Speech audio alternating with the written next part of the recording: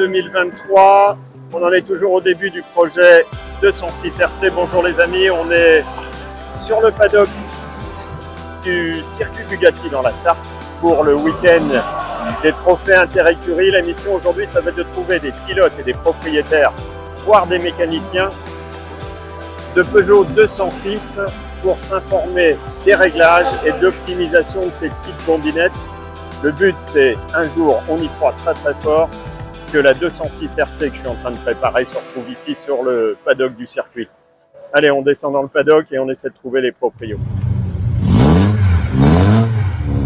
Bonjour Mickaël, merci de m'accorder un court entretien parce que je sais que tu as 2 courses aujourd'hui, le programme est bien chargé. D'abord, tu vas te présenter pour mes abonnés et puis tu vas nous présenter ta discipline. Et puis surtout Mickaël, tu vas nous donner plein de conseils pour ma Peugeot 206 qui, je l'espère, peut-être pas l'année prochaine, mais dans 2 ans, sera ici sur le paddock du circuit Bugatti dans la Sarthe. Ouais. Bonjour, donc moi c'est Mickaël Garnier, je suis pilote en N3 en Coupe de France des circuits avec la 206 que vous voyez là.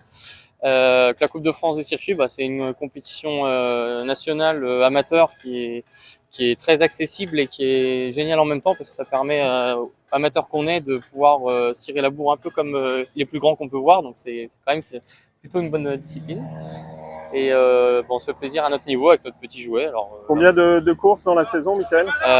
Il y a 9 week-ends, ça fait 18 courses. 18 courses, ok. 18 courses au total. 3 courses, une le samedi, 2 le dimanche. Ouais, les essais qualifications le samedi, plus 2 courses le dimanche généralement sur la répartition. Pour avoir une idée du budget engagé à peu près, sans dévoiler tous tes partenaires, tes sponsors, etc., c'est un budget hors voiture. Entre 7 et 10. Entre 7 et 10, ouais. À peu près. Ça dépend après, ça dépend des teams. Nous, on roule en slick, donc forcément, le budget est un petit peu plus élevé parce que les slicks, c'est des pneus qui coûtent cher. Et qui durent peut-être moins longtemps que... Qui durent un peu moins longtemps en plus de ça. On les sollicite plus aussi parce que ça nous permet d'aller chercher un peu plus de résultats aussi. Donc, ça reste des budgets quand même. Ouais, ça reste un budget quand même. Après, heureusement, on a nos sponsors qui nous suivent et qui nous permettent de faire ça, qu'on arrive à financer la saison grâce à ça. Donc, c'est plutôt génial. Parle-moi de ta voiture, je veux tout savoir comment on fait pour gagner des courses avec une 206. C'est une S16 à la base? C'est une S16 à la base, ouais, c'est une S16 de 2000. Donc, c'est les premières phases. Okay. Non multiplexées pour les connaisseurs. Absolument, voilà. C'est pour ça que c'est plus simple à gérer. Essieu arrière de 206 RC par contre, monter dessus. Quel intérêt? Avec les tirants, ça tient beaucoup mieux le pavé. D'accord. Et du coup, on a moins ce côté je pars du cul de la 206. D'accord, ouais, c'est vrai que c'est assez joueur du train arrière, mais c'est pas forcément efficace. Mieux avec les fusées qui sont modifiées où on a un peu plus d'angle. Donc comme on le voit, on voit que les roues arrière, il y a un petit peu plus de carrossage que ce qu'on pourrait avoir à l'origine. D'accord. Donc ce qui permet d'avoir un châssis arrière posé par terre, clairement. Et après, on a un gros arceau dedans qui rigidifie énormément la caisse. D'accord, un 6 points soudé? 6 points soudés, ouais. Ok. Et ça, c'est même, j'imagine, dans les normes minimum. Ouais, alors après, là, l'arceau qu'il y a dessus, il est au-delà de la norme parce que la voiture de base était équipée d'un arceau loisir, donc non homologué. Donc il a fallu faire une grosse modif de l'arceau pour l'homologuer et du coup, ça a obligé de mettre un arceau plus gros. D'accord. Donc si on compare avec une 206 RPS, par exemple, l'arceau est 2 fois plus gros. Ok. Barre anti-rapprochement? Barre anti-rapprochement supérieur, inférieur à l'avant. Ok. À l'arrière, non.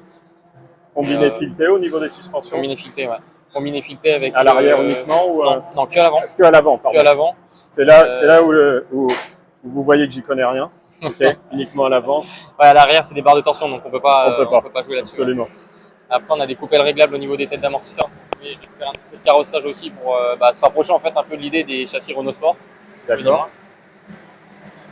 Et on a une boîte 6 par contre, donc ça c'est un petit peu le côté de la 306. Voilà, qui est modifié, adapté parce que ça se monte pas dessus sinon.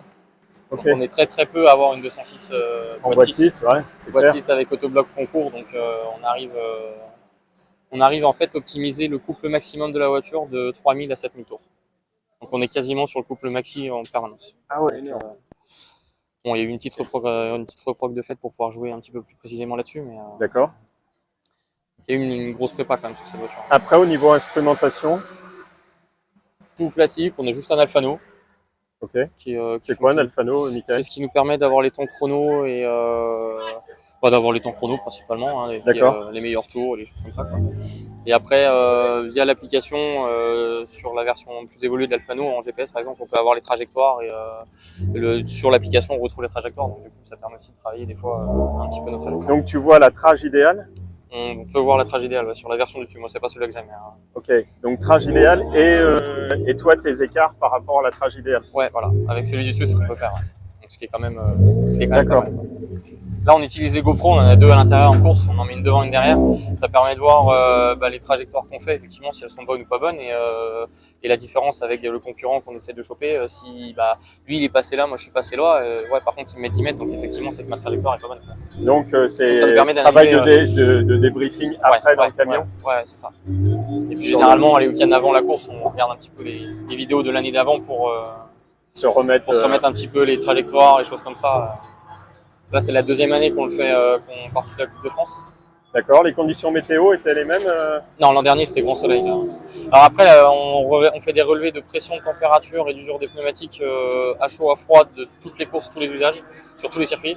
Et comme ça, là, ça nous a permis de savoir ce matin avec un temps humide, mais une piste humide, mais ensoleillée avec 13 degrés. On a eu les mêmes conditions au Val de Vienne il y a 3 semaines. Ça nous a permis de partir avec la pression optimale pour la course 1. Qui a plutôt payé parce qu'on finit deuxième. D'accord. C'est deuxième des 206. Ouais, DN3. La catégorie moins de 2 litres. Il y a quoi comme voiture? Clio 3 RS, 206, principalement de la 206 après. Après, il y a de la Logan, de la Saxo, juste comme ça qui sont en N2. Donc satisfait de tes deux bonne premières courses. Très bonne course. En plus, on se bataille avec une M3 pendant 8 tours sur 13 et dans le dernier tour je le prends et je finis devant lui donc sur la M3 donc ça va vous parler les abonnés parce que la M3 ça parle forcément à tous les passionnés de voitures. Mais là la 206 c'est pas la même que celle de Monsieur en fait, Tout le Monde. l'avantage c'est que sur la M3 que j'ai eu c'est juste sur tout ce qui est virage technique et passage technique où du coup on est plus fort, on passe beaucoup plus fort, on freine beaucoup plus tard. Par contre en ligne droite la M3 n'a pas les mêmes chevaux que nous donc voilà il part devant mais on arrive à le prendre au freinage, à freiner beaucoup plus fort et beaucoup plus tard. Donc, T'as une idée du poids que tu as gagné par rapport à une 206 S16 Alors moi, elle est passée en balance il y a un mois et on sortait 998 kilos. Waouh! Donc on va dire une tonne parce que plus ou moins les litres d'essence qu'il y a dedans, on tourne à une tonne. Donc on est quand même assez lourd parce qu'on pourrait se rapprocher plutôt des 850 kilos que d'une tonne. Mais de par l'arceau qui est beaucoup plus gros, forcément, ça reste du gros métal lourd. Ça, c'est pas de la lue, donc forcément. Côté entretien, sur une année, les vidanges. Alors moi j'ai un garage, donc je suis bien placé. D'accord. Donc on fait la vidange complète moteur boîte toutes les 2 sorties, enfin tous les 2 week-ends de course. Ok. Et après tous les hivers on sort moteur boîte complet, on fait tout embrayage, on fait la boîte, on fait tout complet chaque fin de saison. C'est un embrayage renforcé, j'imagine. J'avais un embrayage renforcé que j'ai vite dégagé parce que ça coûte une blinde. D'accord. Et il m'a fait 2 week-ends de course. Il a éclaté en... Écoute, un grand merci pour le conseil parce que nous, ça va nous aider. On a des petits budgets. Et... en fait, pas la peine de se lancer la première année, je l'ai fait avec un embrayage normal. Et pendant la prépa de l'hiver, je me suis dit, tiens, je vais mettre un embrayage renforcé, ce sera plus sympa. Et effectivement, on sent un petit peu plus de couple, mais pas de là à ce que ça change les résultats. Et par contre, l'embrayage renforcé avec le prix qu'il a et pour la durée qu'il avait, le mécanisme, enfin pas le mécanisme, le disque a complètement les patins, ils ont éclaté en 2 week-ends de course. La butée qui est passée. Et même pas que les patins qui ont vraiment éclaté, donc on a même pu m'éclater la boîte et tout, donc c'est bien sorti. Mais du coup, là, on faisait des podiums pareils, on en fait pareil, on a un embrayage d'origine, donc embrayage d'origine de la S16, le truc très classique, qui vaut pas très cher et qui tient. L'an dernier, on a fait la saison complète avec un embrayage d'origine. Génial, parce que nous, ça va être des tours chrono avec nos copilotes et du coup, il va y avoir beaucoup de boîtes de vitesse parce qu'on va accélérer le plus fort possible, freiner. Après, les boîtes sont très costauds. Ces moteurs-là et boîtes-là, c'est vraiment des moteurs qui sont costauds. C'est un peu pour ça qu'on s'est lancé sur la S16. De toute façon, le 2 litres est vraiment, vraiment résistant quand même. Parce que, après, la RC, ça reste un bloc de S16 aussi, c'est le même bloc à la base. Oui. Donc, quand on voit qu'il y en a un qui sort 136 chevaux, l'autre en sort 180 d'origine, dire que 180, il peut les prendre largement. Et après, on leur en met quand même plein la tête. Donc, au niveau refroidissement, tu as fait quelques... C'est un radiateur un petit peu plus gros, un ventilo beaucoup plus gros. D'accord. Le ventilo, tu as la marque, tu sais ce que c'est pour nous conseiller? C'est un ventilateur de Xara Picasso. D'accord. Voilà, qui est juste plus gros, qui fait 300 ou 400 watts de plus, je crois. Après, on s'en sert très peu parce qu'en roulant, on surchauffe pas plus Ouais, que ça. nous on va surchauffer. Par contre, si j'ai un petit conseil pour le refroidissement, c'est le liquide de refroidissement Bardal, sans citer la marque. Hein, mais, ouais, non, on est sponsorisé par personne, les amis. Voilà, en fait, dedans, on a le liquide de refroidissement, justement, ce fameux liquide de refroidissement spécial compétition qui résiste beaucoup mieux à la température et qui chauffe moins. Et à ça, on ajoute un petit additif, c'est le Mobicool. Qui réduit de 15 degrés en moyenne à peu près la température. Et effectivement, on montait à des 105 degrés de température refroidissement et maintenant on dépasse pas les 90. Quoi. Excellent. Et 90 en pleine course à des températures extérieures de 25-30 degrés, donc ce qui est très très bien. Quoi. Excellent, parce que nous ça va chauffer, parce que dès que c'est des passages un peu techniques, on va vraiment pas vite. Et ouais, c'est ça le problème. Après, par contre, à l'arrêt, ça chauffe très vite. Ouais. Mais, d'où mes questions. On a rajouté aussi le support de filtre à huile, enfin l'échangeur huile eau de la RC, qui permet de refroidir l'huile moteur. D'accord. Et qui permet de ne pas monter l'huile moteur en trop grosse température, parce que forcément. Et l'huile moteur, tu préconises? Moi, je roule avec la 1060 en supercar de chez Castrol. D'accord. Ok. 1550, 1060, c'est ce qui revient habituellement sur circuit. Ouais. 1060, ça va plutôt bien. Enfin, a priori, ça vit bien. Je dirais que ça se passe bien. Elle a combien de kilomètres J'en ai aucune idée. Okay. J'en ai aucune idée. Bon, le compteur affiche 117 000, mais je ne sais pas. Ouais. Je sais pas.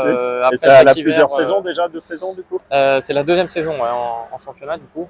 On a eu que très peu de problèmes. On a eu un petit peu de problèmes mécaniques en début d'année dernière, donc en début on attaquait la compétition avec. On a fiabilisé la chose et puis on a fait une saison l'an dernier. C'est indiscret de te demander de lever le capot, voir le moteur? Non, il n'y a pas de souci.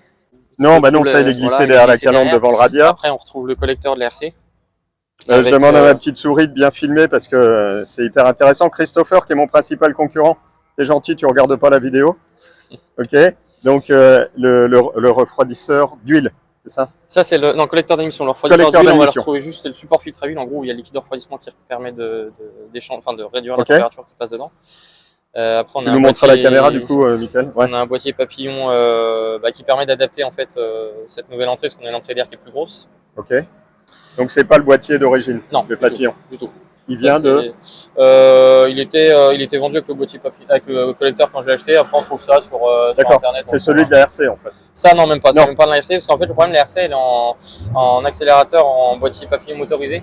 D'accord. Et que la S16 elle est en mécanique. Donc du coup on a une commande au câble, donc il faut adapter la papillon qui passe en commande. Alors ça par contre ça va peut-être être compliqué pour nous, parce que du coup quand on va installer le double pédalier. Ouais. Ça faut que je vois ça avec mon installateur de la double commande. Ouais. Ok. À creuser. Ça doit être faisable, hein, je pense. Mais, ok. Et après on a supprimé la direction assistée. On n'a plus de direction assistée dessus. D'accord. Donc on a complètement supprimé ça. Parce qu'on a été beaucoup embêtés, il y a eu beaucoup de fuites au niveau des tuyaux avec les montées en pression, choses comme ça. Donc, alors effectivement, celle que j'ai achetée justement à Michael, le vendeur, lui il a fait la même modif que toi. Ouais. Le seul problème c'est que nous qui parfois nous traînons dans les passages un peu techniques, c'est dur. On va remonter du coup une direction assistée. C'est parce que c'est relativement dur sans direction assistée quand on est sur les paddocks là. Mais je comprends que voilà, ouais, absolument, ouais. Mais je comprends que toi sur la piste à vitesse élevée, on sent même pas. Tu sens, voilà. Et on a même à la limite un meilleur feeling, un meilleur retour d'information dans une direction beaucoup plus précise. Hein, donc, et notamment avec les slicks encore plus. Quoi. Ok. Ça c'est radical. Sinon au niveau habitacle, pas de modif particulière. Non, pas de modif particulière. On a juste refait le tableau de bord avec le. Je vais demander à ma petite souris de filmer l'habitacle. Avec la moquette dessus. D'accord. Pour quelle raison? Éviter les reflets? Tout à fait. Voilà. Ok. Et bon, après, on l'a fait. Ça nous dérange pas. Mais pour nos copilotes, ouais, c'est une bonne idée. Et sinon, après, non, sur l'habitacle, pas de modification particulière. Au niveau des planchers, etc. Non, on a juste remis au niveau du conducteur une plaque. Une plaque en inox. Ouais, voilà, mais rien de vraiment primordial ou indispensable, on va dire.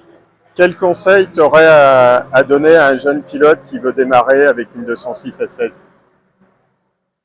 Est-ce qu'il y a des pièges? De faire attention quand ça glisse. Ok. C'est très non, par contre c'est très joueur, mais effectivement quand ça se met à glisser, ça peut aller vite. Okay. Ça peut aller très vite. On s'est fait une petite frayeur hier encore au bout de la ligne droite là où pendant les qualifs on était en pneu plus, c'était séchant, ça commençait à avoir un peu d'adhérence et on a pris la confiance, on est rentré un petit peu trop vite. On a failli se manger le mur, mais ça va, on est ressorti indemne. Bon, c'était à quel endroit du circuit? Juste avant au bout de la ligne droite, dans la courbe avant le S. Là. Ok. Où il y a le mur un peu mortel du Mans. Absolument. Là, voilà, malheureusement. Ouais. Voilà, je l'ai vu passer de près et plusieurs fois là. Mais bon, on a réussi à ressortir par l'échappatoire. Dans ta saison, Michael, t'en es où alors du coup Et bah alors là j'ai raté la moitié de la saison au milieu pour des raisons de petit bébé, donc voilà. Ah ouais, bah, écoute, mais c'est une bonne raison aussi. sinon là on se place deuxième de groupe N3 au niveau France. Et l'année dernière on finit troisième aussi niveau national. D'accord, sur le podium. Voilà, donc on essaie de. En tout cas, j'ai l'impression que vous faites ça hyper sérieusement. Et, ouais, bah voilà, on y met quand même. C'est amateur, sérieux. Et... Voilà, on y met quand même un peu de budget, on engage quand même pas mal de sponsors avec nous. Hein, et toute une équipe. On a une quinzaine de sponsors qui nous suivent, donc on se doit aussi de jouer le jeu envers eux. Présent, quoi, donc, absolument. Et puis c'est aussi un plaisir de faire ça malgré tout sérieusement, parce que quand on est en piste, on joue tous sérieusement quand même. Donc Qu'est-ce que tu penses de l'idée de mettre des pilotes non-voyants au volant de voitures de course avec des copilotes qui... Bah, c'est carrément une bonne idée, ça permet aussi, ça vous permet aussi d'avoir des sensations autres, je pense, de découvrir des nouvelles sensations malgré ça, quoi. Absolument. Donc, et tu penses qu'on va trouver des copilotes pour la course? Ouais, je pense. Ça marche. Merci Michael de nous avoir accordé ce petit entretien. Et puis, écoute, il reste une course, donc au boulot. Ouais, c'est ça. Ça marche. Ça. Merci beaucoup. Allez, merci.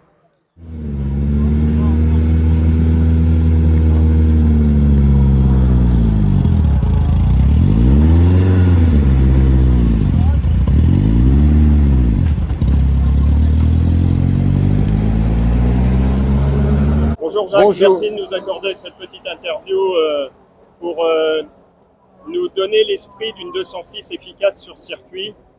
À partir d'une 206 classique, qu'est-ce qu'on doit faire? Présente-toi en quelques minutes ce week-end ici au Mans et puis parle-nous de ta voiture s'il te plaît. Bonjour, on est bien sur le circuit des 24 heures, circuit du Bugatti plutôt, avec une 206. Donc celle-ci qui est derrière moi, c'est une 206 RC F 2014. Donc c'est pas du tout la voiture qui peut correspondre pour toi pour notre projet. Le projet c'est voilà la voiture grise qui est derrière nous. Hein. On va avancer. Avance. Vas-y avance. Voilà. Donc c'est cette voiture qui est la plus intéressante pour toi. C'est la version 206 S16 OO. Ah, on a un abonné qui nous découvre sur la chaîne. 206 rencontres S16 des rencontres Peugeot, qui est très proche de l'origine, c'est-à-dire que le moteur, boîte de vitesse, et tout est d'origine dessus. On a juste un boîtier qui nous a été donné par Peugeot Sport pour gagner un petit peu de puissance. Après, les modifications qui ont été faites dessus, c'est bon, l'arceau, obligatoire pour la sécurité. C'est un arceau 4 points, 6 points 6 points. 6 points soudés. Oui. Ok. Là, donc on peut le filmer, là. Après, a été mis un baquet, évidemment. Le filet de sécurité au niveau du bras de la portière. Okay. Le frein arrière réglable avec un kit pour régler notre freinage avant-arrière. D'accord, un répartiteur de répartiteur, voilà, que je prenons. Un coupe-circuit, voilà. Et puis coupe-circuit intérieur et extérieur. Intérieur, extérieur. Ok. Un extincteur. C'est un 2 kg. 2 kg classique là. Et après, au niveau du moteur, au niveau des trains roulants, donc c'était des amortisseurs des rencontres Peugeot Sport qui n'existent plus maintenant. Donc moi je les ai remplacés par des amortisseurs Via Rouge groupe N. D'accord. Qui sont très proches de ça et qui sont plus performants que les autres. C'est des combis affichés? Non, amortisseurs. C'est plus simple et moins coûteux. Voilà. Et après, bon, il y a des coupelles qu'on a modifié un petit peu les coupelles pour avoir plus de carrossage au niveau des trains roulants. D'accord. Et c'est tout. Après, il y a rien de spécial dessus, ni au niveau moteur, boîte de vitesse, il n'y a pas de préparation. La ligne d'échappement, il y a juste le silencieux qui est enlevé. On a un tube classique dessus. D'accord. L'admission d'air est classique. D'origine. Tout Okay. est d'origine. Donc 140 chevaux à l'origine avec le boîtier 150? Non, même pas. 143 ou 4. D'accord. Ok. Ok. Oui, on est loin du moteur de la RC, Ah oui, 180 à la base. 180 à la base, on est loin. Hein. Ça marche. Après, on avait des pneus, des jantes en 15, avec des pneus Michelin, des pneus de routier Michelin. Là, le pilote, je ne sais plus combien maintenant qu'on avait. Le point faible de ces voitures, qu'est-ce qu'on doit surveiller quand on fait du track day ou qu'on tape dedans il y a des choses en particulier. C'est vraiment fiable, il n'y a rien. Bon, évidemment, surveiller quand même tout ce qui est boulonnerie et tout ce qui s'ensuit, les supports moteurs et tout ça à surveiller. D'accord. Bon, un embrayage, si on tire pas mal dessus, moi je changeais les embrayages tous les 3 week-ends quand on était dans les rencontres Peugeot, mais pour des courses de 6 heures minimum. Oui, oui. Là. Il y Donc avait on faisait énormément de passages de vitesse. 10 heures de roulage. Bon, on va dire tous les 30-35 heures, je changeais l'embrayage. Hein, D'accord. Autrement, il peut tenir plus longtemps, mais les ressorts cassent dedans et ça passe dans l'embrayage et ça explose ça explose tout. Donc, Ouais, donc vaut mieux prévenir que guérir. ouais.